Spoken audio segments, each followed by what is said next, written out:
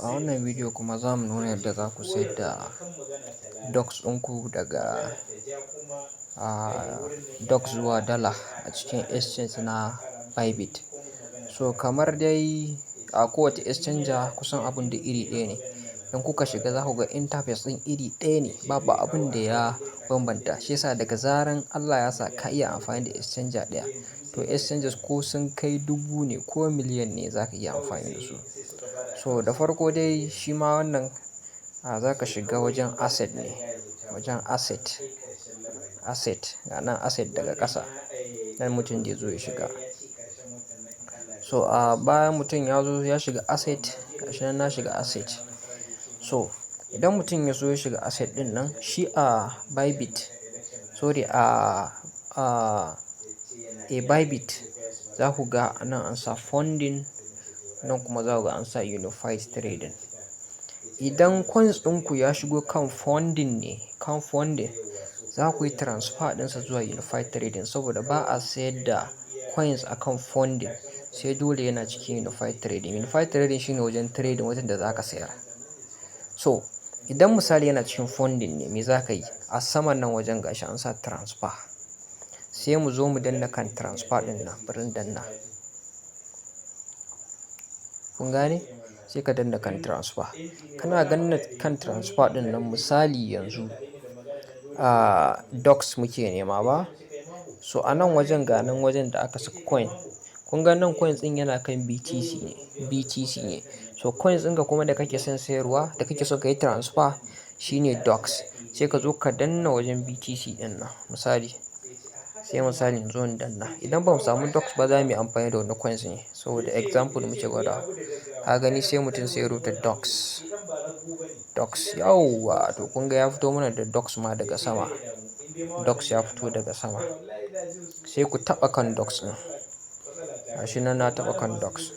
Kun ga in kun lura wajen BTC ya koma docs.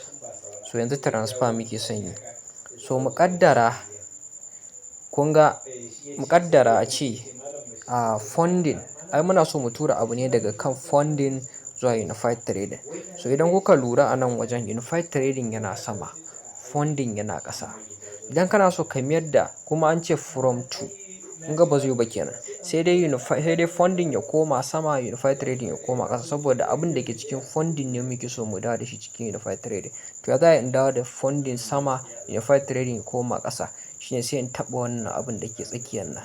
So yanzu zan taɓa shi. Gashi na taɓa shi. Ina taɓa shi sai funding ya koma sama, unified trading ya koma ƙasa. Kana wannan abun, abu na gaba da za ka yi shine, kun ga dai wannan exchange babu docs ɗin a ciki. So amma in ka bi wannan process ɗin, hakan za ka bi.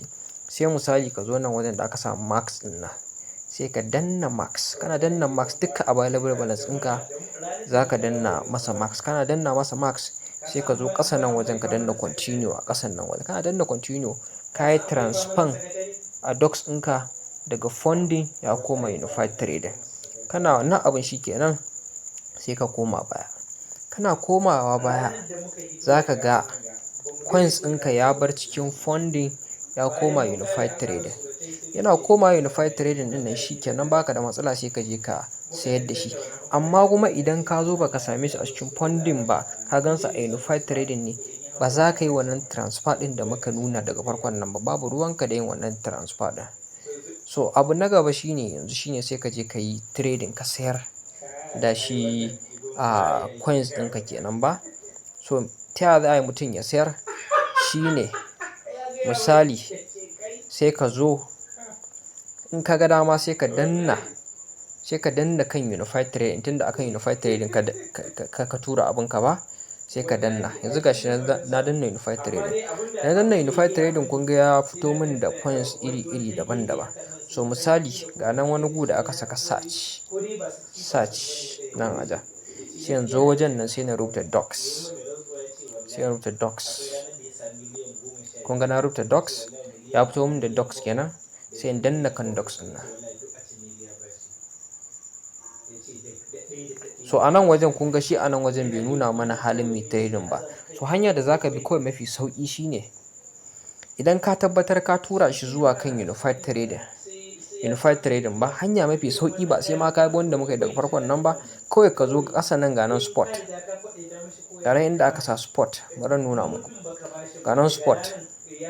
Kun ga wannan spot ɗin, sai ka zo ka danna kawai kan spot ɗin nan. Yanzu bari in danna, gashi na danna kan spot. So in kun lura kan spot ɗin nan yana kan ton ne, daidai nan wajen yana kan ton USDT ne. So abin da za ka yi shine sai ka zo ka danna kan ton USDT ɗin nan, sai ka zo ka danna kan ton USDT. Gashi nan na danna ton USDT. Kun gani na danna ba, ya bani dama inda zan yi sacin coins ɗin da nake son sayarwa. Sai yanzu misali sai na rubuta docs. Kun gane ai. So misali da a ce docs an yi listing ɗinta, da a ce ta shiga kasuwa dan ga docs a sama. To amma tun da docs ba a yi listing ɗinsa ba, ba zan gansa ba. Amma zan yi amfani da wani coins da yanzu yake available. Yanzu misali na sa Doge, ga nan Doge USDT. Ku tabbatar docs USDT ne, docs USDT ba USDC ba, ba wani abu ba. Sai kun ga docs/USDT kar ku sa wani abu na daban. So idan kun tabbatar ya hau, sai ku zo ku danna kan sell, daidai kan sell ɗin nan. Sai ku danna kan sell. Kuna danna kan sell ɗin nan, sai wajen limit. Ita coins na idan coins ya shigo cikin wannan application na Bybit, gaskiya ba iya sayarwa sai ta kai minti 5. Ba da iya sayarwa sai ta kai minti 5. So idan misali baka so abin da ya minti 5, sai ka bar shi akan limit order. Idan baka so ya minti 5 sai ka bar shi akan limit order. Amma kuma sai ka je ka duba price in docs ɗin a nawa ya fito da shi. Yanzu misali ina za ka duba price ɗin, shine ga nan wani kun ga nan trade, nan chart. Bayan ka saita docs ɗinka, sai ka je sai ka duba chart, sai ka danna chart. Misali gashi nan na danna chart ɗin nan. So anan ne kun ga za ku ga price akan nawa yake. Ta ina za ku gane price akan nawa yake? Sai ku duba nan wajen, nan ne price ɗin. Kun gane? Kun ga 0.01381, sai ku haddace a kanku. Idan ku haddace sai ku koma kan trade, ga nan kan trade a nan wajen. Sai ku danna kan trade. Wannan fa idan ba ku yi minti 5 da shigowa ba ne, amma in dai kun wuce minti 5 ba za ku yi wannan abun ba. Sai ku zo kan trade, sai ku zo kan daidai kan limit, daidai limit ɗin nan wajen, daidai kan limit. Sai ku seta wannan price da kuka gani a wajen chart ɗin nan, sai ku sa, sai ku danna. Misali yanzu zan danna limit. Kun ga na sa hannu a wajen, na goge, sai na rubuta price ɗin. Ina rubuta price ɗin nan, misali na sa 0.011 me haka da sauransu. Ina sakawa sai na fita, sai na zo kan percentage, sai na ja percentage ina. Ina ja percentage ina, sai in zo ƙasa wajen sell, sai na danna sell, shi kanan na sayar. So amma kuma idan ka wuce minti 5 da shigowa, baka buƙatan ka je ka saka limit order. Abin da za ka yi shine kar ka wahalar da kanka. In dai ka san ka wuce minti 5 da shigo docs ɗin ya wuce minti 5 da shigowa kasuwa, kawai ka zo wajen da aka saka limit ɗin nan, limit ɗin nan sai ka mayar da shi market. Sai ka danna wajen limit, sai ka mayar da shi market. Kana mayar da shi market, sai ka zo ka ja percentage. Ga nan percentage gashi nan ina ja, ka ja shi 100%. Kana jan 100%, ga nan ƙasa inda aka sa sell, sai ka danna sell. Kana danna sell, shikenan ka sayar da abunka. Kana sayarwa, sai ka zo sai ka koma kan asset ɗinka. Kana koma kan asset, sai ka duba unified trading ɗinka. A nan wajen ga unified trading, sai ka je sai ka danna kansa. Kana danna kan unified trading ɗin nan, a sama za ka ga USDT. Za ka ga abin da kake da shi. Shikenan ka riga ka gama selling, sai ka je ka yi P2P.